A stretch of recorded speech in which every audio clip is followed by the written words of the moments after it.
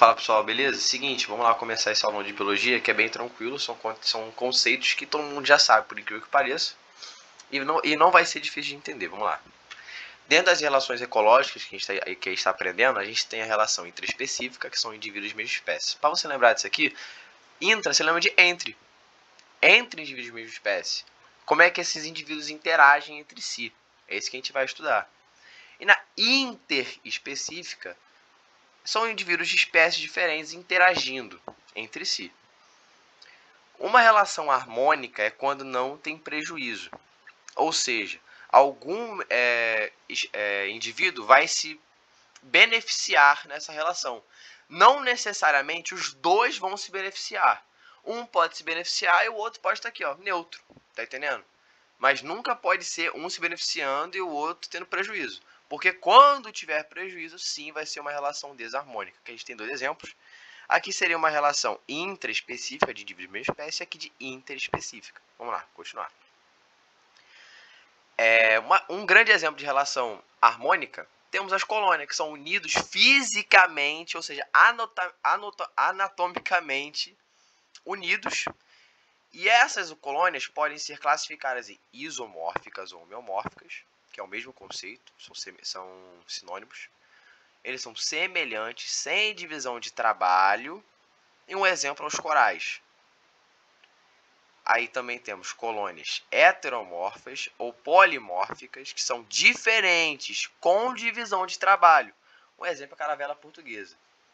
Temos também a sociedade, que aí sim não são fisicamente unidos, e existe individualidade e divisão de trabalho. Um exemplo são as formigas. Dentre esses três exemplos, vou usar a formiga como exemplo maior, que aí você pode parar para pensar que dentro de um formigueiro tem aquela formiga que constrói o formigueiro, tem aquela formiga que busca o alimento para as outras formigas, ou seja, existe uma individualidade e a divisão de trabalho. Cada um tem o seu porquê ali dentro.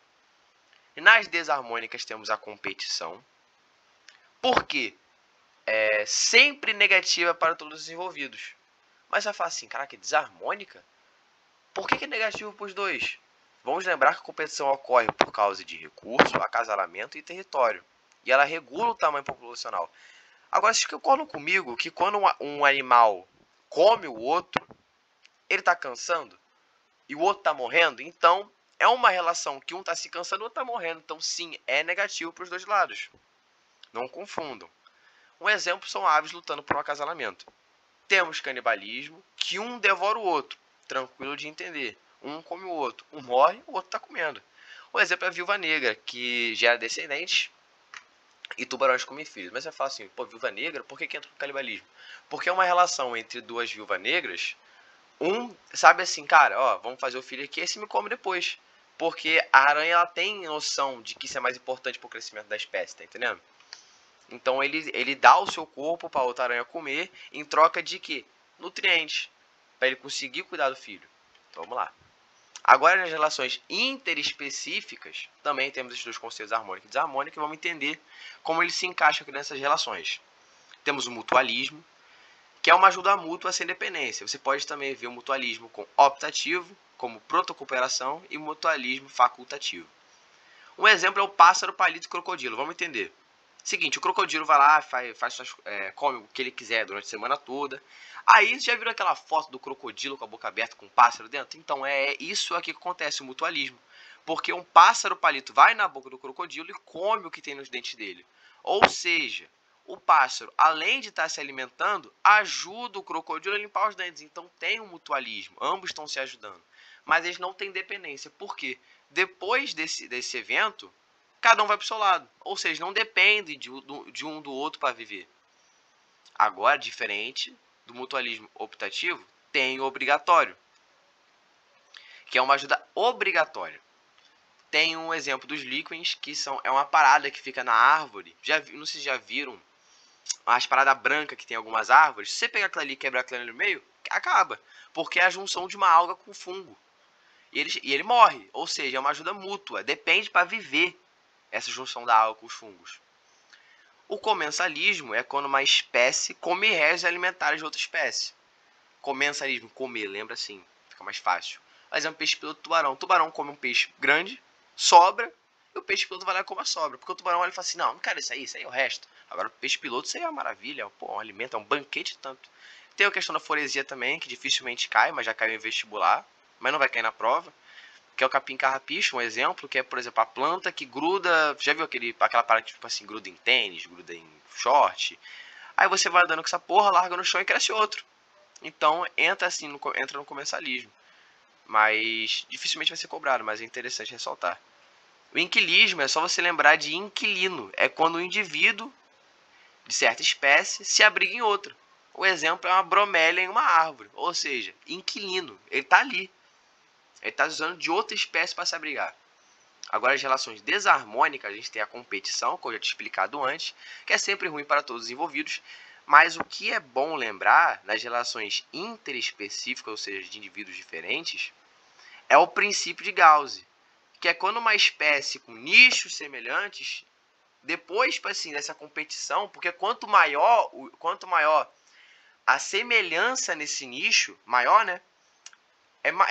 A chance de um nicho deixar de existir por causa de outro, por causa de uma competição, é grande. Então existe essa exclusão competitiva, tá entendendo? B, a predação, que é quando uma espécie devora a outra. Um exemplo é a aranha comer uma mosca, bem tranquilo de entender. Parasitismo também é outro conceito muito tranquilo de entender, de parasita, que é realmente isso. Parasita retira recurso do hospedeiro, tranquilo de entender. Aqui são conceitos dentro do parasitismo, vocês podem dar uma olhada, mas não vai cair na prova, pode ficar tranquilo, porque são conceitos bem... Tipo assim, você vai ver em faculdade de biologia. Herbivoria, tranquilo de entender, se lembrar de herbívoro, é quando, por exemplo, uma vaca come um pasto. Ou seja, a vaca está comendo e a planta ali, que é um ser vivo, querendo ou não, está morrendo. Entra como herbivoria. O amensalismo é quando uma espécie inibe ou mata a outra sem ganhar ou perder. Como assim, cara? Como assim? Um exemplo perfeito isso aqui é um elefante, ele está andando tranquilo na sua savana e pisa numa formiga e mata. A formiga morreu, negativo, obviamente. Mas por que o elefante é neutro? Porque o elefante nem viu a formiga, nem sabe que a formiga está ali. Ou seja, uma espécie inibe ou mata a outra sem ganhar ou perder. Agora, o parasitoidismo, no final, o hospedeiro morre. Entra, tipo assim, a parada além do parasitismo, mas no final o hospedeiro morre. Os últimos conceitos que eu quero mostrar para vocês é o esclavagismo.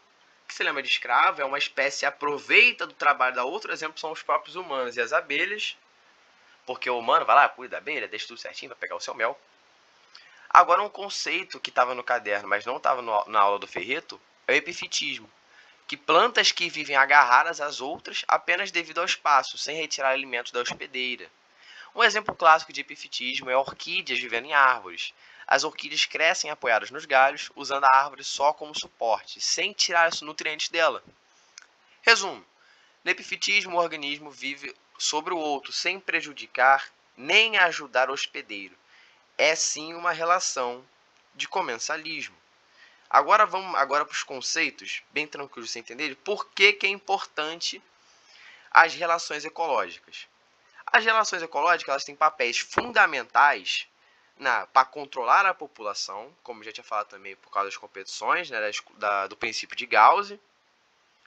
Eles promovem o equilíbrio ecológico, né, organizam as cadeias e as teias alimentares, favorecem a biodiversidade e contribuem para os processos evolutivos. É isso, pessoal. São conceitos bem tranquilos que eu consigo explicar para vocês em 9 minutos. Qualquer dúvida aí, vocês respondem o vídeo. Acredito que não vai ter nenhuma dúvida, porque eu tentei explicar da forma mais básica possível, para vocês entenderem.